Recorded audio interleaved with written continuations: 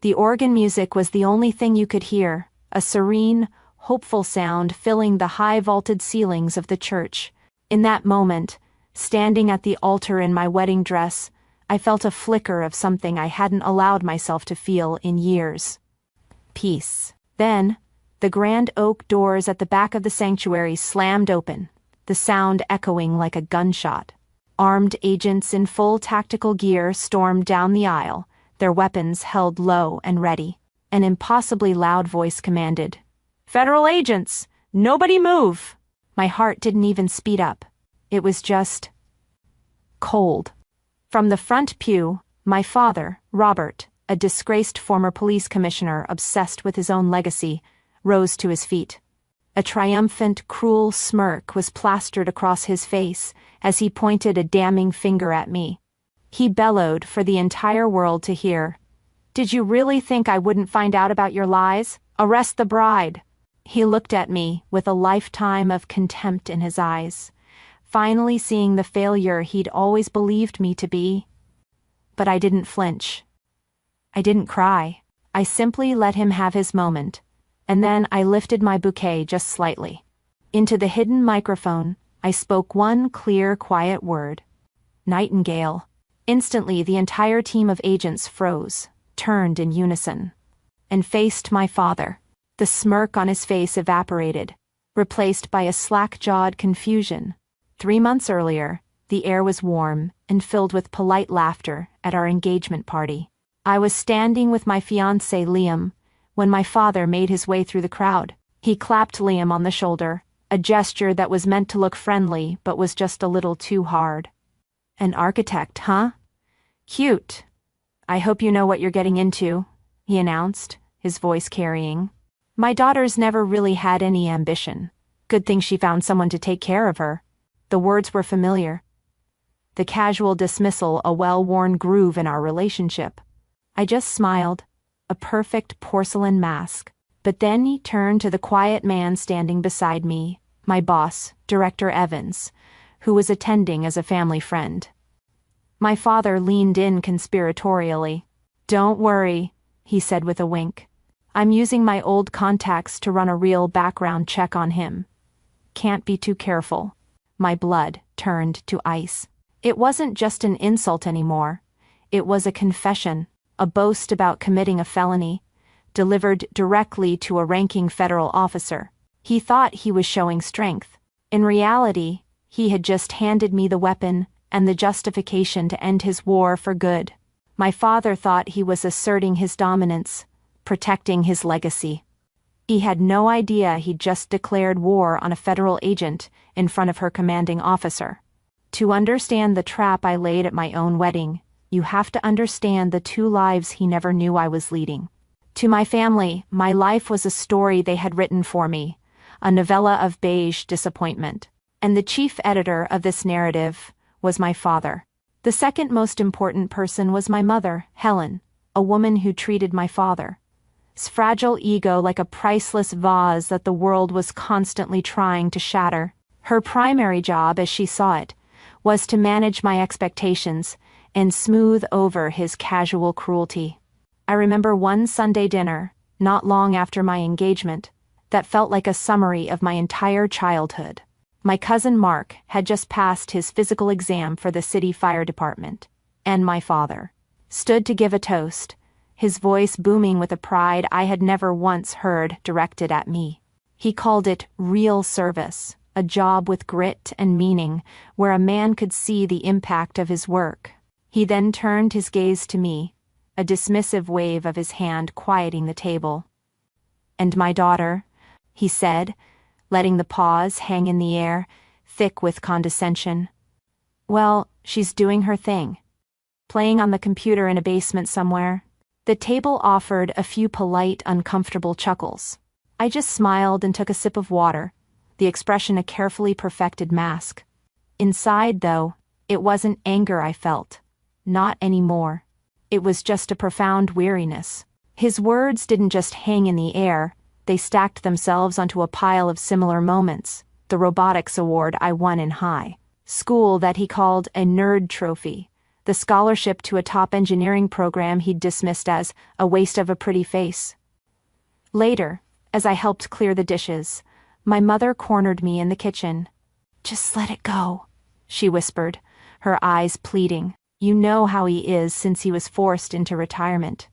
His pride is all he has left." And I just nodded because, what was there to say? His pride was a national monument, to be preserved at all costs. Mine didn't even warrant a signpost. The funny thing is, I did work in a basement. A very, very different kind of basement. You can't hear anything in a skiff, a sensitive, compartmented information facility. There are no windows, no sounds from the outside world. The only noise is the whisper of industrial air conditioning and the quiet, frantic clicking of keyboards. This was my real office. Here, I wasn't my father's disappointing daughter. I was Oracle. I was leading a Level 4 counterintelligence team, and we were in the middle of a crisis that would never make the news. The digital infrastructure of the country's largest shipping port was under a full-scale assault, and my team was the only thing standing between order and chaos. The room was dark, lit only by the glow of a dozen monitors displaying cascading lines of code. "The data packet analysis confirms it," I said, my voice calm and even, cutting through the tension. "The breach isn't corporate espionage. It's a state-sponsored asset grab. They're not trying to steal money. They're trying to map our logistics network. My lead field operator, Alex Martinez, call sign Ghost, a man who trusted my instincts more than he trusted his own eyes, looked at me, waiting. We've isolated the malware's C2 server," I continued, pointing to a specific block of data on the main screen. "Ghost, I need you to begin the data exfiltration trace now. Chain of custody is everything. We need to know what they took and where it went yesterday." He simply nodded, his fingers already flying across his keyboard. In that room, my father's opinion didn't exist. My mother's pleas for my deference were meaningless. The only things that mattered were competence, precision, and the trust of the people who knew exactly what I was capable of. The process of leaving that world and re-entering my other life felt like decompressing after a deep-sea dive. I'd passed through 3 separate security checkpoints, each one stripping away a layer of my authority. In the locker room, I'd change out of my nondescript government-issue polo and into a simple blouse, swapping my security clearance for a civilian identity. I'd get into my 10-year-old sedan, a car so boring it was practically invisible, and drive to meet my fiancé Liam. He knew I worked for the government, of course, but the details were a black box, a place his questions couldn't go. He'd ask how my day was, and I'd have to give him the same vague, hollowed-out answers. "Oh, you know, long meetings." Or, "We had a pretty big network issue we had to solve." I hated it. I hated the wall between us, this massive part of my identity that I had to keep under lock and key, even from the man I loved. It was a profound loneliness, a secret I carried every single day.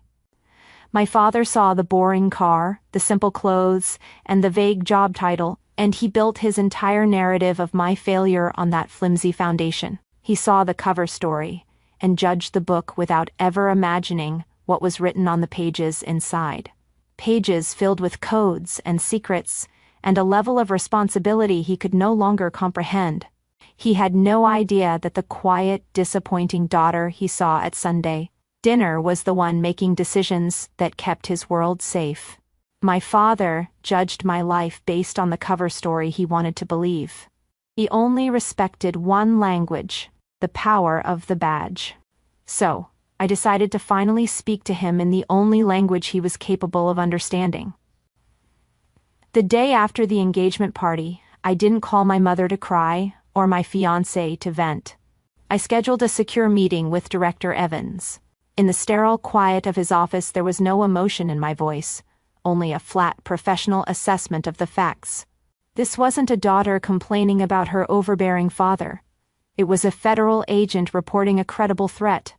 I laid out my father's history, his connections, and his public boast. "He represents a potential compromise," I stated, keeping my tone even. "His willingness to leverage his old network for unauthorized database access is a direct threat to operational security and a violation of federal law." I didn't ask for advice or permission. I proposed a solution, a formal, fully documented counterintelligence sting operation, citing the specific departmental regulations that allow for it when an agent's safety or identity is being actively targeted. Director Evans listened without interruption, his expression unreadable. For years my father had seen me as a child playing a game, but in this room my authority was absolute. My goal wasn't emotional revenge. It was a clean, surgical neutralization of a threat. He looked at the file I'd prepared, then back at me, and gave a single, almost imperceptible nod. The operation was a go. My first move was to build the perfect trap. Using my unit's resources, I began to construct a digital honeypot, a completely fabricated, sealed juvenile record for my fiancé Liam. I crafted every detail with chilling precision, burying it deep within a state-level database I knew my father's laziest crony still had access to. It was a ghost file, a digital tripwire. The moment anyone queried it, a silent alarm would be sent directly to my unit's servers, logging the user, the time, and the terminal used. It felt strange, almost a violation to use Liam's good name as bait, but I knew it was the only way. My father was looking for a flaw, any excuse to prove he was right, and I was going to handcraft one for him. With the trap set, I brought in my lead operator, Ghost. In one of our secure briefing rooms, I laid out the mission schematic, code-named Operation Nightingale. The operational theater? My own wedding. The team would be embedded as staff, caterers, musicians, even the videographer. Their equipment wouldn't be for capturing memories. It was high resolution, audio and video surveillance gear for gathering evidence. Ghost didn't even blink. He just started asking logistical questions about sightlines and comms channels. We were using a wedding registry to coordinate operational logistics, and the irony was not lost on me. My father always said I didn't understand the real world of consequences. He was about to get a masterclass. The invitations were sent, the bait was set. He had no idea he was RSVPing to his own indictment at an event I was fully in command of. On the morning of my wedding, I felt a strange and profound calm. The air was filled with the scent of lilies and the quiet murmur of guests finding their seats. From the small room off the chancel, I watched my family arrive. My mother was a bundle of nerves, fluttering around, fixing things that weren't broken. And then there was my father. He walked in not like the father of the bride, but like a general inspecting his troops before a battle. There was a grim satisfaction in his eyes, a righteous certainty that he was about to do something necessary and heroic. He was here to save his family from the foolish, ambitious woman his daughter had become, and from the con man she'd chosen to marry. He walked right past the man arranging the floral centerpieces, my lead communications tech, and gave a dismissive glance to the videographer setting up a tripod in the aisle. That was Ghost, my most trusted operator, getting the primary evidentiary camera into position. My father was so convinced of his own power, so wrapped up in the narrative of his own importance, that he was completely blind to the fact that he was surrounded. He was walking through my world, governed by my rules, and he didn't even have the security clearance to know it. As I took my place at the altar, everything felt like it was moving in slow motion. Every detail was exactly as I had planned. The theater was set. The ceremony began. The officiant's voice was a gentle, soothing presence in the vast church. For a brief moment, as I looked at Liam, it was just a wedding. And then, right as the officiant asked if anyone had a reason why we should not be joined in matrimony, the doors burst open. The chaos was perfectly choreographed. My team stormed in, shouting their lines. My father rose to the occasion, just as I knew he would. He stood, his voice resonating with false authority, and delivered his line, "Arrest the bride!" He then turned to the stunned guests and began his grand performance, a monologue he'd probably been rehearsing for weeks. "I am a man of the law," he declared, his chest puffed out. "My entire life, I have served the cause of justice. I had to protect my family from her lies." He was painting himself as a tragic hero, forced to take drastic measures to uphold the honor of his name, an honor he himself had tarnished years ago. I stood there, motionless, letting him dig his own grave with every self-righteous word. Every sentence was another piece of evidence confirming his motive, another nail in his own coffin. He thought he was the author of this moment, when in reality he was just the final character to play his part in a script I had already written. Then I spoke. Nightingale. It was a single word, barely a whisper. But in that silent church, it was a thunderclap. My team of agents stopped their advance, turned with military precision, and faced my father. The entire dynamic of the room shifted in a heartbeat. The confusion on my father's face was a beautiful thing to behold. From the front pew, Director Evans stood up. His voice wasn't loud, but it cut through the silence like a razor. "Robert," he said, his tone dripping with ice. "You are not a man of the law. You are a disgrace to it." Ghost stepped forward, his demeanor all business now. "Robert Jensen," he said, his voice official and unyielding. "You are under arrest for violations of the Computer Fraud and Abuse Act and conspiracy." My father sputtered, his face turning a blotchy red. "This is insane. You have no authority. He never got to finish his sentence. Before he could protest further, a massive screen, which had been elegantly hidden behind the altar's floral arrangements, descended silently and flickered to life. It displayed not a slideshow of happy memories, but the cold, hard log from the digital tripwire. The illegal query into the federal database was right there, in stark black and white, for everyone to see.